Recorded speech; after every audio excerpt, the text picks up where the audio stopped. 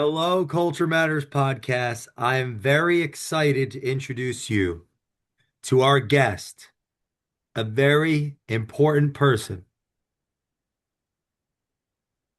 Before I introduce you to our guest, here is a quote brought to you by AI. No, I'm just kidding. Oh, I just realized this. It's recording weird because I think Zoom did an update and it just totally shocked me at the rate of rapid pace of change. Here's a quote brought to you by AI that I picked based on preparing this conversation through AI for somebody I respect and believe in and believe highly of. That, as far as I know, they are not AI. They are blood and flesh and consciousness. Here's a quote. You become the average of the five people you spend the most time with. Jim Rohn. My guest today has been on the Culture Matters podcast. I know exactly how many times. Four times. Episode 343, 1024, and episode 1064. Actually, I think that was wrong. I think it's three times. Mark Perkins, founder of Pivot Realty, is a visionary, a friend, a dang good motivational speaker that happens to be the founder of Pivot Realty and founder of Are You Worth It conference. I'm very excited to learn about that today. Someone that pays attention to what's coming and makes it practical, in my opinion, for day-to-day entrepreneurship with the Necessary Entrepreneur podcast, TV show. Um, that is correct, right? The Necessary Entrepreneur. Yeah, it's long. Yes. We need to change the name so it's easier to remember and pronounce maybe. I love the name. I love you, Mark Perkins. Thanks for coming on the Culture Matters podcast. And yeah, thanks for coming on the show. Thanks for having me, Like they say, man. the pre-show is always better than the show. Let's try to make the show as good as the pre-show. That was everything you do is just high level, intense, and valuable. So thanks Since for coming both of on the us have show. yes, since both of us have the perspective on that with doing interviews, shows, podcasts, whatever it is, that is true. The first 5 to 10 minutes before you hit the button, and I think it's because the guest doesn't they feel loose. They don't feel like they're being asked questions, right? So I hope when I come on someone else's show or come on for your conversation, I have that perspective so it carries on over into the pod because it's not that questions being asked are bad for podcast. It's that the guest answers it like they're giving a rigid response. And so the more of these I come on and speak to other people, I think the easier it is to comprehend and understand and soften out the engagement that we have. That's my perspective. What's your ratio on going on podcasts, having get have going on podcasts as a guest and you being a host? Is there a ratio? Yeah, I Is it haven't gone on that fluid? many. I bet I've been on six, seven. And what's funny is that my natural skills and instincts are probably better as a guest. Um, Even though I'm curious and I tend to be able to come up with really good questions based upon the guest's interaction and their response. But for example, you're way more well read than me, right? And not just well read, you have a memory of books and authors and phrases and statements and quotes. You have a brain for that way more for some reason than I do. Don't know why. I don't know if it's preparation or if it's intentionality. Don't know why.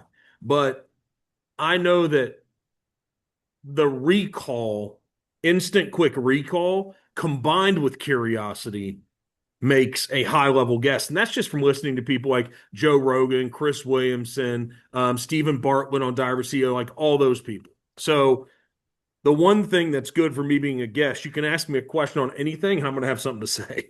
So I really appreciate what you just said about me because I was actually thinking this whole time that because I wasn't as capable, I have to try a hell of a lot harder, or you're making things happen and putting making ideas come into life? Like, just so the audience, if they don't know what Pivot is, when did you start it? Why did you start it? And what is it?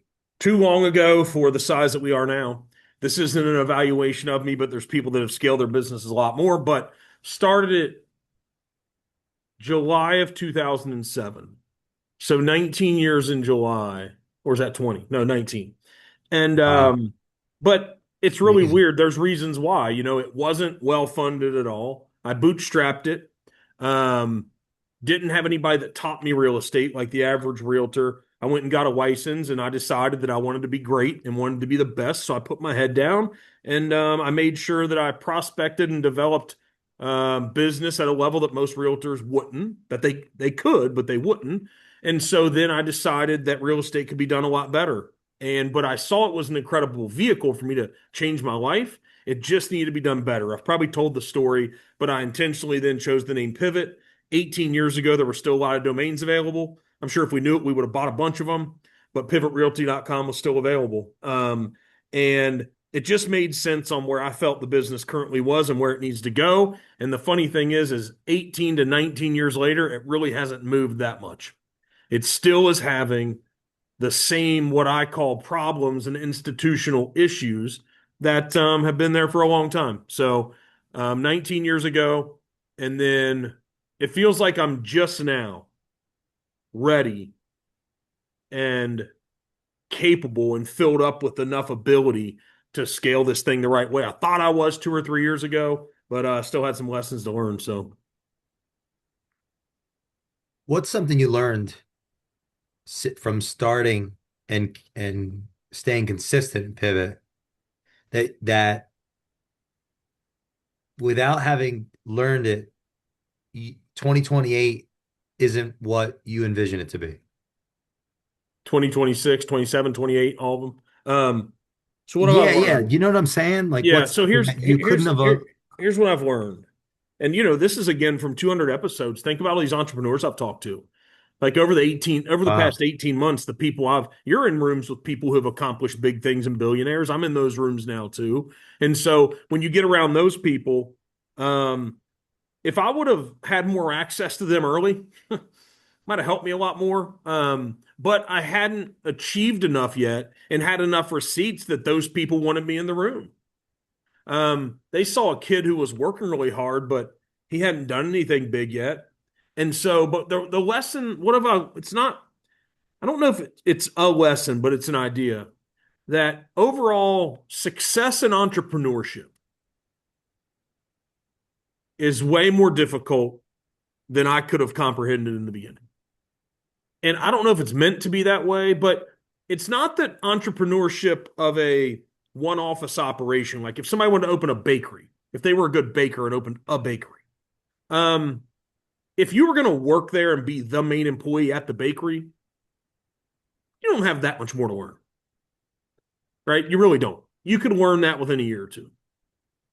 But if you're trying to open up 8 or 10 bakeries where you're going to have 50 or 60 or 70 or 80 employees, I don't believe that an MBA at Wharton is going to teach you how to build and lead an organization that succeeds over 2 decades.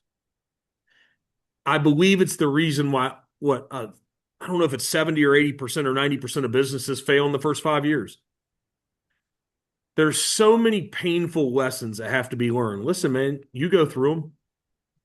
There's so many painful lessons that have to be learned that most humans reach their pain threshold before they get to the outcome that they deemed was going to be successful and they just wave the white flag. And so you don't learn the lessons until things get really, really hard. And the reason why you don't learn them until then is because until it gets really, really hard, you already knew how to do the functions that aren't really, really hard. You already learned how to do those because you were probably one of the best at the thing that you opened the business for. So it is a lot harder. And I think the reason that's a lot harder is in the beginning, until you can surround yourself with really good leaders in your organization who can take on the responsibility of segments and pillars inside the company, you have to be them all. And listen to most high level entrepreneurs running big companies. It's hard to do more than one or two things great. Hmm. And when you're starting a new business, most likely you're competing against other people that are already doing it really well in that area. And you're trying to do many aspects of the business, drive sales, hire talent, train, develop, market, brand, all those things, and trying to compete in a marketplace where somebody already is doing it well. So I just think it's way harder. But again, this is the final tie in or tie down to this.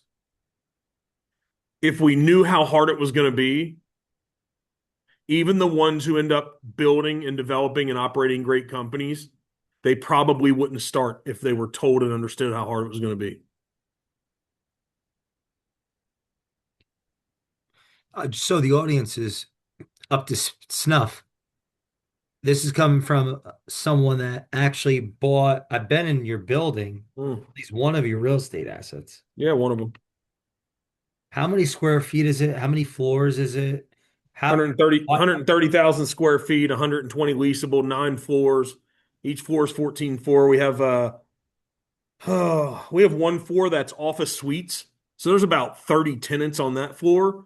But the rest of the floors are traditional office where people would have anywhere from 1,000 to a full floor, 14,000 feet.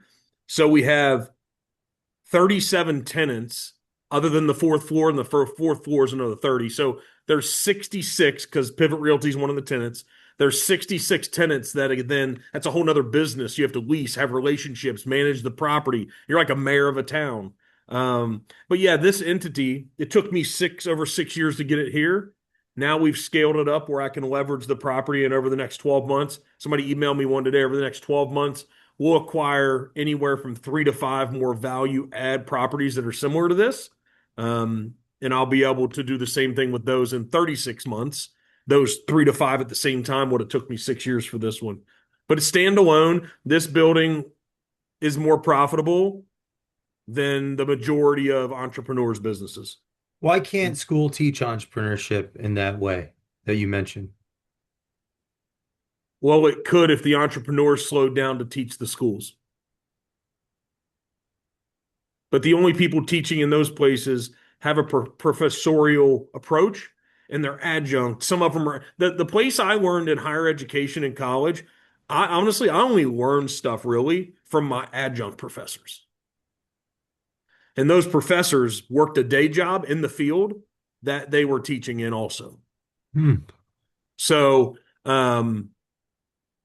yeah, I have a different perspective on education, but we all have these perspectives based upon the experience, the lived experience that we have. What do you think it is about the both, though? Someone teaching and then someone also doing. Where do you see that being an advantageous combination? Well, theories are good, right? That's what a lot of education is. Theories are good. Put them into practice. A lot of theories don't have a fulfilled thesis that's practical in real world.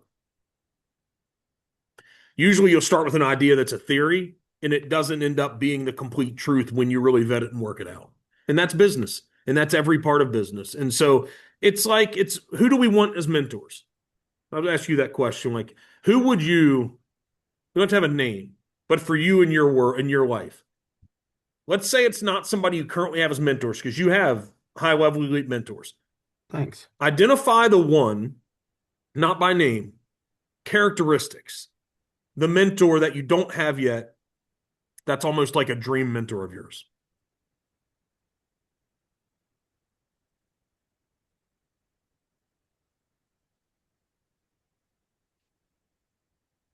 I think you've helped me think that I've got a new Can I throw this out while you're thinking of it? It's well, most likely somebody that's already done the thing for the place that you want to be and where you're going. no, mine was I don't have him because I hired him Okay. and I'm gonna see him next week. And Okay. So you hired him.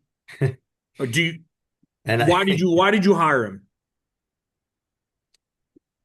in of who I'm thinking about, yeah, they it's absolutely what that in this They are one of the most renowned people in the world at what I do.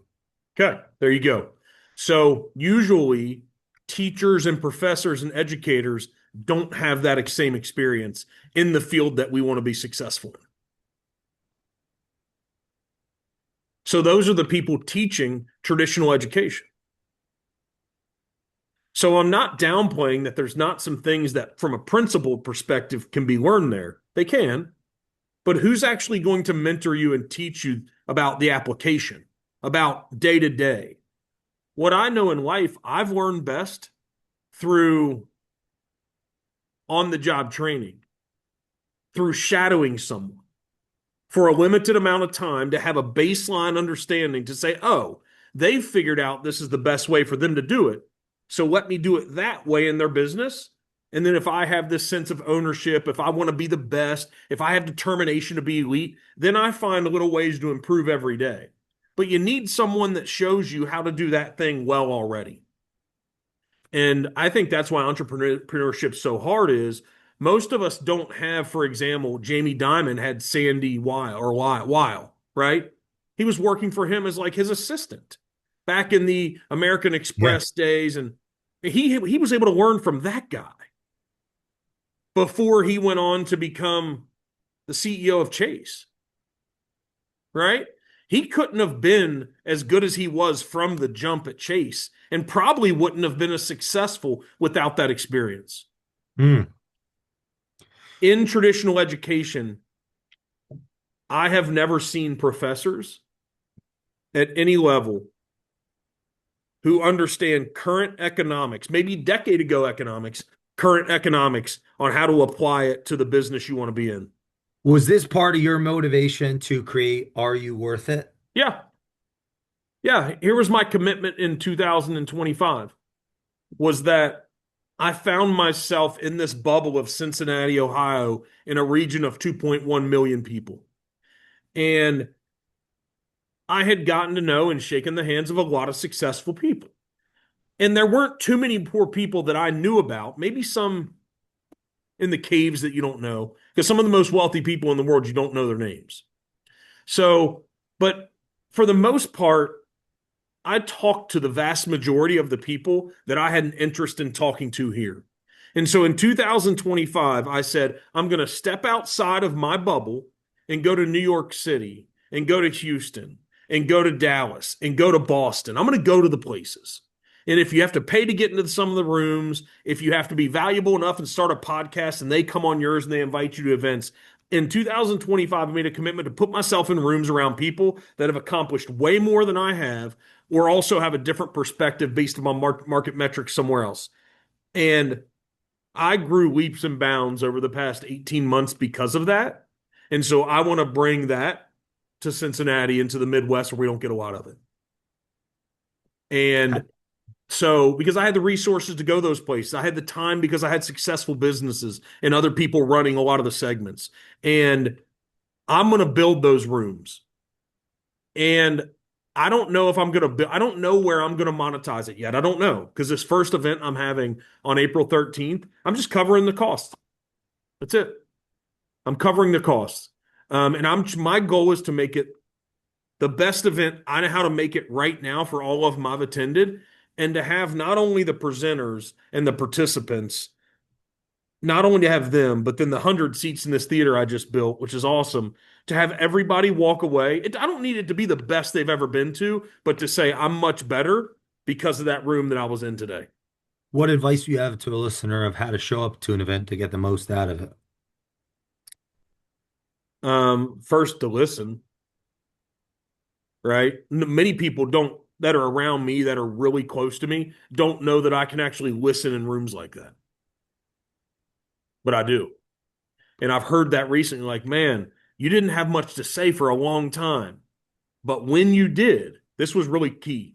When I was in probably the biggest room I've ever been in New York City about 4 months ago, of three people that are at the top of their mountain. And the other people have significant business. There were like 12 of us in the room. And I didn't know any of them going in except for the two people that hosted it that had been on my podcast. And one of the people came up to me afterwards. We were having some drinks in this private club in New York City that you have to spend $100,000 to even be a member of the damn club a year. And they said, "Hey, I feel you were the most impactful person in the room." Now, I'm sure the person that we all were hanging out with that we all think's pretty cool and doing big shit, I'm sure that they weren't factoring me against them. But I think they were saying everyone else, you were the most impactful person. And I couldn't pick up who you were for a long time, what you're doing, because you weren't talking. But they said when you spoke, it was the most impactful that anyone had anything to say all night. And so, and that was intentional. I went into that room saying, we aren't here to hear me.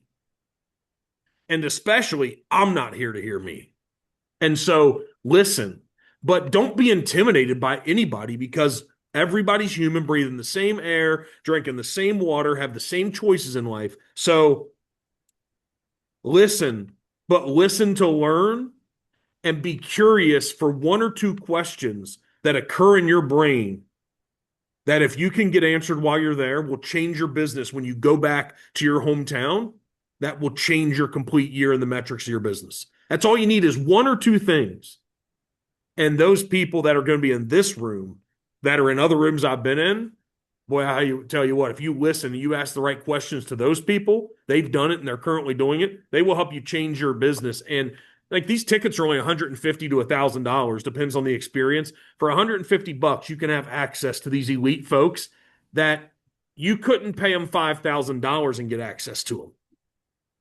So Who are they? listen, be What have they curious, find one or two questions to get answered. Who are they? What have they created? Why are they valuable in your estimation?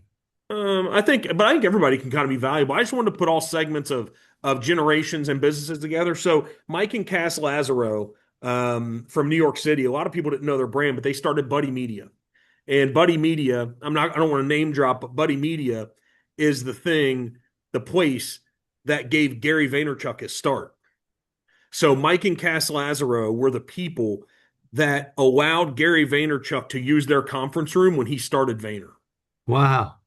And then they started Buddy Media, which was a marketing company, which he started as well, right? When he left his dad's liquor business. And so they sold that business like 20 years ago for $750 million to Salesforce.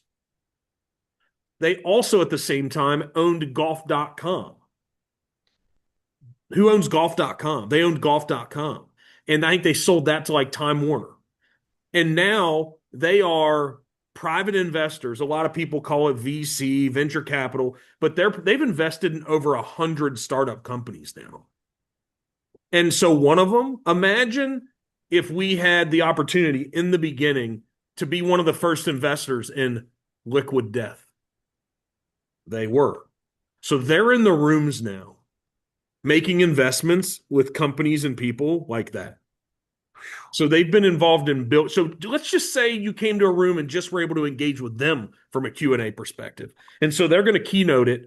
Everybody else is going to be in the room, but they're actually going to be virtual because the amount of money you have to pay them to get in the room, we could put all of our money together that we're all paying to come and attend this, and it wouldn't be enough to pay them. But I've developed a relationship with them that they're doing a 45-minute keynote Q&A, and I bought this 28-foot LED screen. It's going to look like they're in the room with us. So they're Wow. going to be live. Everyone else is going to be physical, but there's Mike and Cass Lazaro. You probably hadn't heard of them before I started talking about them. What's one of their core values in your view? They actually believe in when they build their businesses, they believe in giving equity to all their employees. That's different, right? And something we talked about with them, one of their best friends is Gary Vee. Like they're tight, they're best friends, and he actually doesn't believe in it, and they have debates over it. It's funny. So yeah, but that's theirs. Philanthropy is enormous to them. They are true people who give back to the community. We hear a lot of people doing it, but it's really important to them. But when you're really wealthy, hey, it's easy to do that. Why do you think they saw this as worth it to I participate in if that's not something they normally do? um Well, it's because we aren't even friends yet. We're acquaintances, and we've started to develop a business relationship. We haven't made any money off of each other, but obviously, I showed up Wow. in the right way. I showed up in the right way. They said yes, right? So part of it is we're giving out their book. There's two people coming that we're going to give out their book. It's already a New York Times bestseller, I believe. It's called Shoveling Shit, um, and it's about the story of being an entrepreneur. So they a part of the like this $150 people are spending, they're getting so much value for this. I think it's like a $20 or $30 book. I told them, I said, I'll buy the books for everybody that comes, come on and do this and stuff, but their time is worth so much now. They definitely aren't doing it for the monetary exchange. What we have to start understanding is the people that have accomplished significant things before we have to show up and do something for them first. Too many people come to those folks and ask before they're providing any value, before they're showing up in some way for them. So I guess I showed up enough the right way that they said yes. Who else is speaking, and Uh, what's one thing you learned from each of them? Scott Moen or Glenn Campbell. They're the guys who co-founded a company called Hat World, which then bought Lids when Lids was going bankrupt. So a lot of people know the headwear company Lids. Those two guys, they bootstrapped it. They both were managers at a Foot Locker. Realized that there was an opportunity in headwear that no one was addressing in like 1995, and truly bootstrapped it, buying hats on credit card, sleeping in back rooms of offices, convincing one mall in Indianapolis, Indiana, to give them a lease for 6 weeks when they had no financials. Like, so those two guys, they sold it. Now they are serial entrepreneurs. Scott Molander now is the president of his college he went to. I think it's Williston State in Wow. the Dakotas, and he's involved in like Andretti Racing and the racing business. Glenn Campbell is a now a co-owner of the Cape Catfish. He's a co-owner of a minor league baseball team. He's a serial investor. These guys, they're only 60 and 61. They were able to retire at like 50, but they still stayed in business. But I had a Zoom call with them 2 days ago, and they were both working in their offices. Actually, no, we had on Saturday. They're 60 and 61, made tens of millions of dollars, living an incredible life. And they are in their offices on Saturday, still putting in 8 to 10 hour days. So um, there's not just one principle for those guys, but they built their businesses, and what they'll talk about at Worth It is it's all about people and relationships. That's how they built their companies. Um, And and they'll be there in person? oh yeah, everybody else is here in person Wow, except for that's a Mike and big deal. Cass. Everybody else is in person. Yeah. Wow. Yeah, so they're flying in. I think Glenn's driving from Missouri. Scott is flying from the Dakotas. And if you fly from the Dakotas, ain't no directs. You're taking a I just want to connections. make sure I'm following correct, maybe the audience as well, is that those two individuals that are zooming in, you're saying that originally they actually created a container, not like a container to hold water, but like Yeah. an environment where the the man that would ultimately become Gary Vaynerchuk or Yep. recognized Yep. as like hashtag Gary V was in that environment. Like they helped Yep. architect that environment I don't and know how impactful influence. they were in helping him grow his business. I'm sure that he learned and grew from them being there because they're like best friends these days. However, they let him use one of their conference rooms for free to start his business. So it's a rite of passage in this whole new generation of entrepreneurship that these entrepreneurs that they sold a company for who 750. and invest in. So you're bringing institutional level intellectual property to the table. 100%. You don't get access to these folks, man. You don't. And what's Wow. funny is, and there's also a guy named Tommy Breedlove. He has a system now called Legendary. He's building something. He's been doing it for a decade, and he wrote the book Legendary. It's a USA Today bestseller. I just went to his event in Atlanta. Um, he is starting to do big things, but here's his past. If you read his book, boy, he built something at 35. He was one of the top M&A guys at Deloitte. Anybody who knows that and understands what Deloitte is, to be an M&A guy there at 35, one of the elite ones, that's a big role. But then he was in line to be the president of Deloitte at 36, 37 within the next couple of years. But if you read his book, he just crashed out. He crashed out. Literally, he found himself What's the book from called? partying hard. He was living the life. He found himself in a ditch. What's it called? It's called Legendary. I have it sitting here somewhere. The book. Let me. Deloitte is 500,000 employees. Oh, Deloitte's one of the like top four accounting firms in the world. But it's not just accounting. Consulting, You're talking about accounting. tax strategy, M&A. So yeah, he was there. Now he's in his early 50s. He's built this legendary group of folks, and people pay. It's almost like probably what Tony Robbins is before we know what Tony Robbins. There's people that are paying. I just went to his event that are paying 25 to $75,000 a year to be a part of his thing.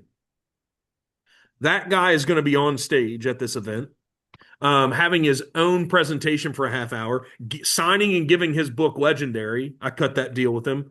And also, if somebody buys a $350 ticket, you get access for a happy hour afterwards with the presenters one on one. And then if you pay $1,000, we have an elite dinner at the number two ranked new restaurant in the whole country, which is called Carmelo's in Covington, Kentucky, that we're paying for. That's going to be with all the presenters that evening as well.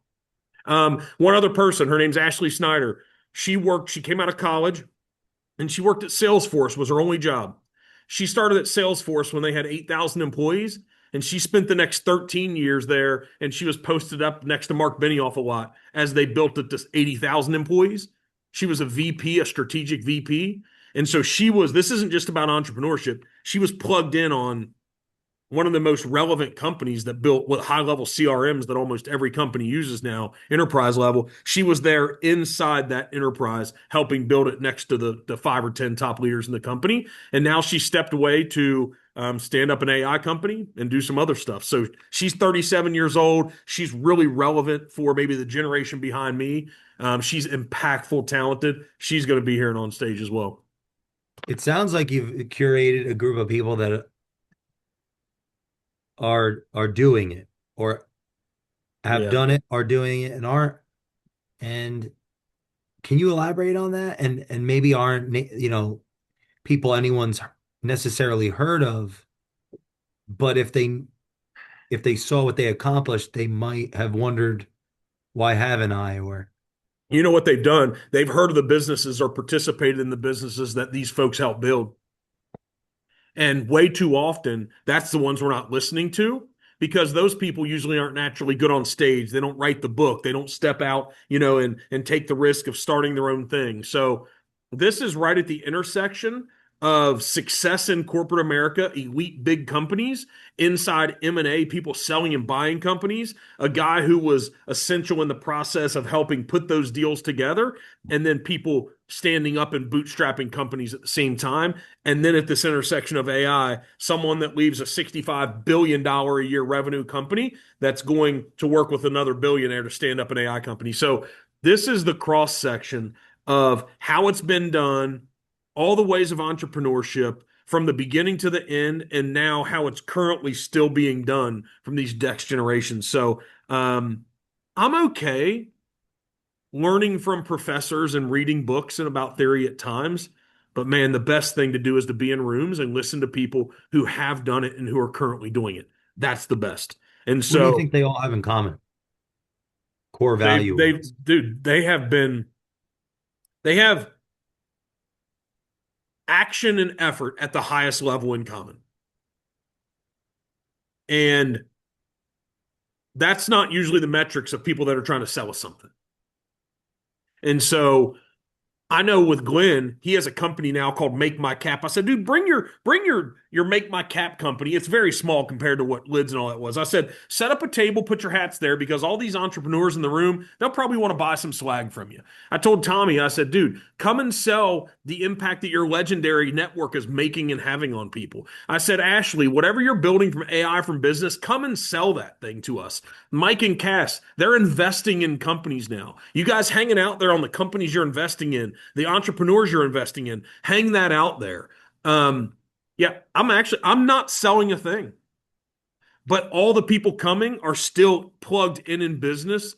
They've got something to sell, but their intention there is I've invited and asked them to come and teach and have people learn in a room that nobody in Cincinnati, Ohio has been in And other than like Chicago of the Midwest, these rooms aren't put together for this low number. And selfishly, I'm going to walk away with significant growth at the same time. So yeah, I'm not selling anything, but I'm going to walk away from this and say, what's it look like when I put together the $500,000 event? But this event here, it actually might be more impactful than those speakers that we have to pay 250 grand to come to. We already hear everything from them. They're on YouTube. All the stuff's out there. These are people, these are the executors, the people giving significant effort that's actionable on a daily basis that they don't slow down to teach people that often they're outside of their networking sphere. If someone that goes, we have listeners that are going to go now, and they let's say they leave the event after the event changed. What's changed about them? I believe it's going to be the way that they think because most likely they're already capable. Because if you look at the marketing I've put out, I think it says something like some rooms change all of us. This room will change some of us. In that change, you're not going to change your DNA and your complete thought process as a human, usually in one day. There's going to be something that's a catalyst that causes different thought. There are going to be the impactful influencers and not YouTube influencer of action, of perspective. Those people are going to be in the room that if you're truly ready to grow and ready to scale, if you're truly looking for an answer or two to take your business to the next level, these folks have it for you 100%.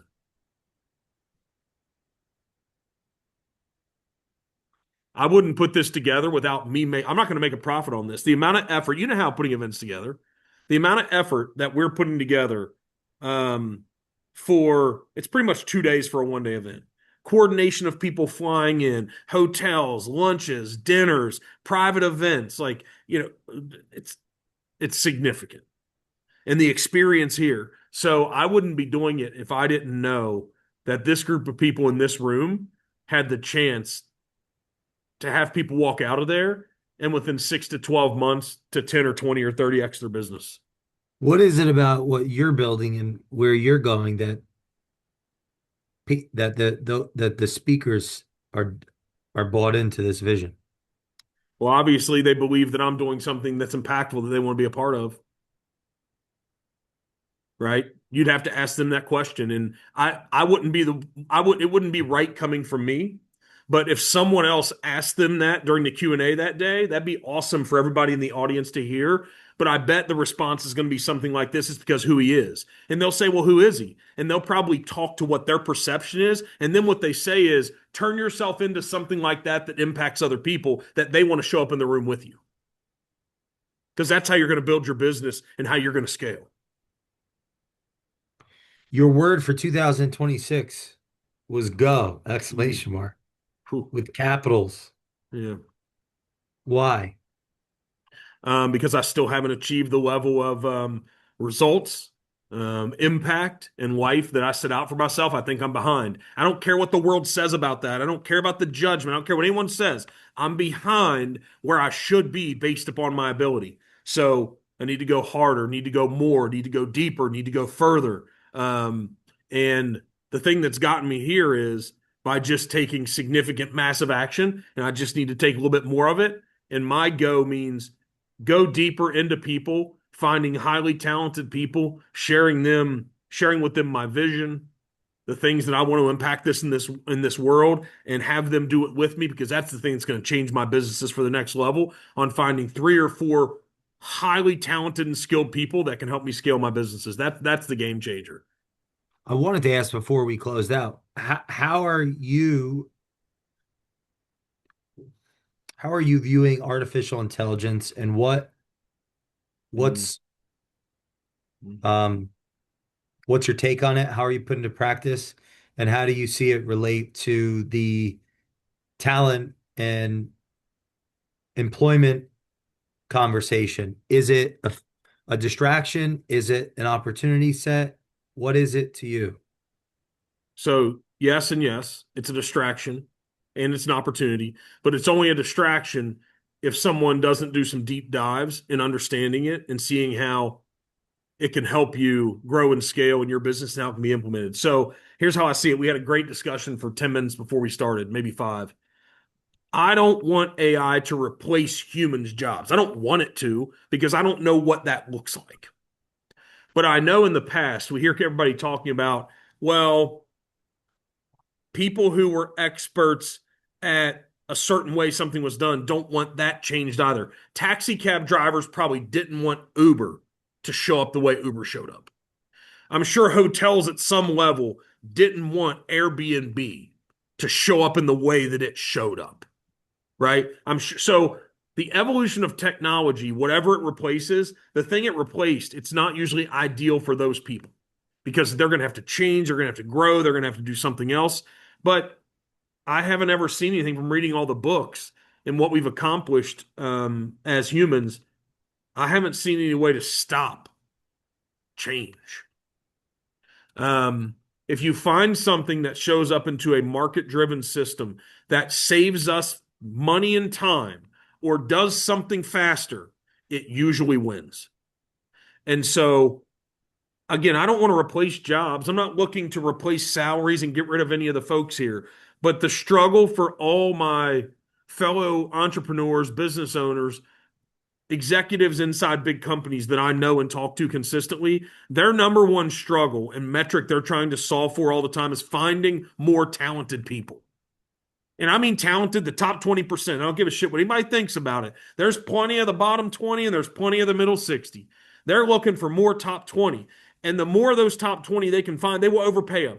They'll give them stock options. They'll give it profit. They will overpay them.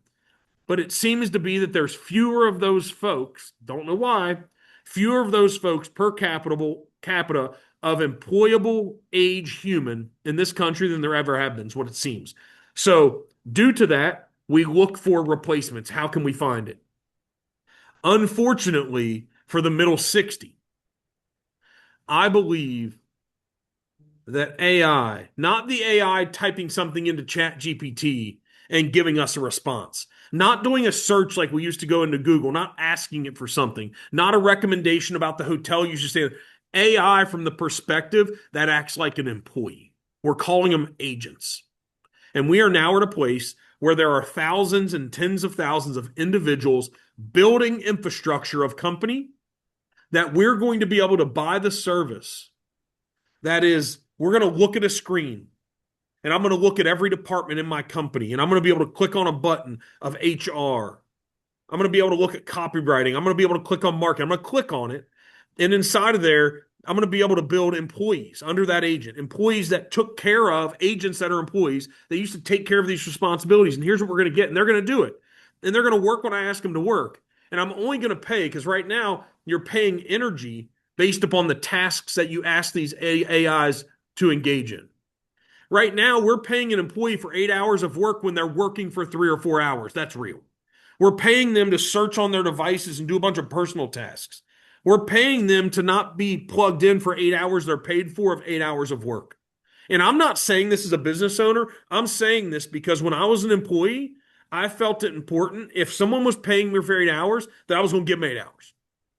I've always lived up to that. I fought hard for it. That's why I am where I am. I had a sense of ownership in the business when I was the employee, and that's how I learned to run businesses. That's how I scaled my abilities. Unfortunately, for human beings that are middle 60 and the lower 20, that they're not average humans. They give average effort. They only care about clocking in and clocking out. They're midday, they're already thinking about 5 p.m. and what's going on in their personal life outside of the job. That is not fair to the employer. Because what they don't know is if they're elite, they want a raise, they want a promotion, their employer would give it to them if they truly give the equitable outcome and responsible, I guess, behavior that they're paid for. But so many people aren't. So here's what's going to happen. Businesses are looking for the replacement for elite employees. And unfortunately, AI is going to do that for most of them. And these agents inside systems are going to work when I ask it to work. It's not going to give me any big time pushback. It's not going to have a bad attitude. It's not going to be a negative, toxic influence on other employees. They're literally going to do the work that you ask them to do, and they're going to do it, unfortunately, better than human beings because they're going to make mistakes at a smaller percentage level, and they're going to be asking, "Hey, I completed my task." They're going to be asking for what else you want them to do, and then they're going to learn your company so well, they're actually going to find ways that they can make improvements on your company without you having to guide them. So, here's what the top 20% of employees are going to be. They're going to run the AI systems. That's what's going to happen. They're going to be doing checks and balances. They're going to be the ones engaging. And so I'm worried and concerned that the employees that used to make $100,000 a year, they're going to make 250, but they're going to replace 10 employees. So, unfortunately, the lack of responsibility that the middle 60% of the employees in this country, they created the system that employers are going to spend money on the front end to develop these AI systems because they just want people to perform at a great elite level to help them build their businesses. And they got a bunch of people around them that are watching the clock. Are these the type of conversations that are going to happen on Are You Worth It conference? Listen, when you're going to be at a conference that I'm a part of, either I would present at or there's people on stage, we talk real. This is not a place for people that are looking for excuses. This is not a place for people to come to look to feel better about themselves, about the lack of success they're having. If you want to do big things in life and you want to find out if going all in and making the sacrifice and diving into this world of entrepreneurship, if being an elite employee, going all in and being the top 20%, if you want to find out if it's worth it, you're going to hear from a lot of people on stage that have done it differently or doing it differently, that it's absolutely worth it. But they're going to talk about the strategies and the ways that you'll feel that when you give all this effort, when you go all in, when you make a lot of sacrifice in your life, that they're going to show you what that looks like at the end. And you're like, that was absolutely worth it. My last question, where can people get a ticket? Man, they can get tickets. You can go to thenecessaryentrepreneur.com. It's hard to spell. I know. That's why I've changed it. Thenecessaryentrepreneur.com. You can also go to all of our social medias, Instagram, Facebook, LinkedIn. We have all kinds of advertisements you can click, get a $150 ticket, $350, 1,000. But then also we have a block of rooms. So if you're not from the Cincinnati region and you want to stay one night, the top rated hotel in all of Kentucky, Hotel Covington, you can get a room for $179 on our block. Mark Perkins. Thanks for making this episode worth it. Well, you didn't have to say much. That makes it easy.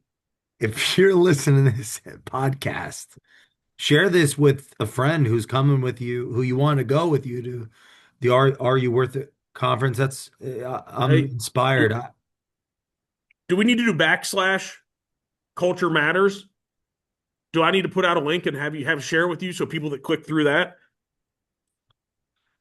I'm following your lead on this one, Mark. Go, go. Okay, we'll have that to you in 24 hours. So Um, but then you got to share it out, and that you don't want to share that out because you got other people in your networking group that run these types of things that are making money on it. I'm not hating on making money. I'm not hating on making money. I'm just saying. what do you think? No, I'll work out something, but I think you put it out there. I'll work out. I know this that also I didn't share. For every seat that we sell, it's gonna be 100 of them. We're donating $100. I'm actually donating $100 separate. I'm I going to donate $10,000 to a nonprofit here in if you Cincinnati. you know, I think you bring up an important point is that I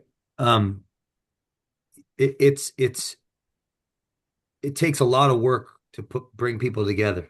Mm, mm. And um j just about every person I've engaged with, they're looking at that they're doing it for a deeper reason than making money, whether they recognize it or not. That's my after the years of working around that there's a deeper calling Yeah. to why they're doing it. And like so I want to, acknowledge you for putting that on and getting people together. And I'm excited just listening to that room. All the years that I've been in and around the subject matter expertise industry, that sounds like an unbelievable room to be in of real practitioners who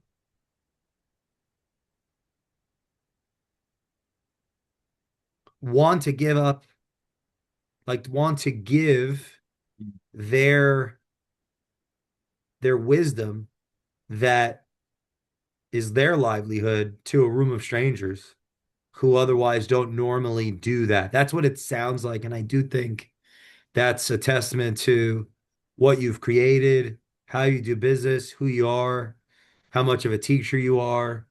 That's a special thing to put all that time and energy into curating a room of speakers and audience members.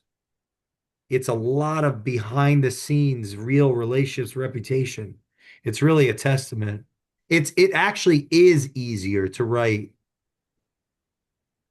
like if someone already has, is a capital I, it's to write if right with a blank check to people can be paid to be on a stage, but to have it where people would want to come out either as attendees or as a speaker, and it's because they're investing in a relationship of the person that's like the headliner, the host.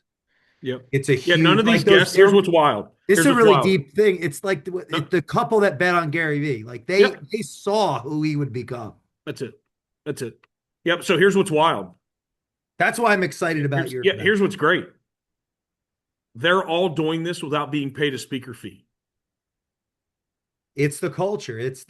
I mean that is why I would say I wanted when we were catching up recently, I said, okay, let's do a pre-event podcast because I personally having knowing you, I want to look back on this 10 years from now. It's going to be something. Yeah. It's going to be something. So if we come out of it, it made a big enough impact, and I feel it's worth it for all the energy we put in. Um, Oh, it you will. won't feel, well, you will, but it won't be worth it for at least 7 years. Well, no, worth it to do. Worth it to do it again, Yeah, because what I I know know. is we'll It's come out of this and we'll have an understanding. This is our first event. You know, people that do these and spend millions on these, man. You do these. You put a lot of I them think together. I think everyone should go watch with us. Well, the next time you come on, let's do a live where we watch YouTube together. We could watch Warren Buffett and Charlie Munger's first meeting on YouTube. There's like 7 people there. There's like 7 people there. It's the funniest thing, And they're like, If "Oh, I we if got I to if get I a only put bigger." seven if I only put 7 people in this room, it won't be worth it I again. think Lennon started with 12, Yeah, 11. I've been through those Yeah, seasons. I've been through the seasons. We're filling these 100 seats. Yeah, I think to your point, I'm excited. We're yeah, I'm pumped about memorializing. I'm pumped about what it can be, man. And we will learn how to even level it up and make it better next time. But if I started this, I guess to wrap it up, if I could go back to the early days of my entrepreneurship journey and right now, because you know that we pay money to be in these places now, significant. I mean, you can't. A lot of times you pay $2,500 or $5,000 to get the experience that this $1,000 seat gets. That I don't know any other rooms that I've seen. Usually there's like one person. I'm just being honest. There's like one person. It's like though maybe two. That and maybe it might. Then it's an arena of 10,000 people and you're lost. I I don't know a room in this whole country that I've seen put something together for this price point, for the amount of energy and all in effort that these folks are going to get. I haven't seen this room. This combination of things, I haven't seen this room. Does that make it worth it for you to put it on? It makes it feel special as hell that I'm the one that gets to. Yeah. Yeah, well that's what I want because like that makes it very special. If you're listening to this episode and you are unsure if it's worth it, then I don't want you there and I'm just a spectator, okay? Please come listen to the Culture Matters podcast, re-listen to this 2 or 3 times. Get a friend if you don't have any and share this with them. Get out there to wait, where's the Covington? You just Thanks, Cincinnati, Ohio. It's on the Kentucky side. Cincinnati, Ohio, man. Come on. and we will see you next time with the Culture Matters podcast.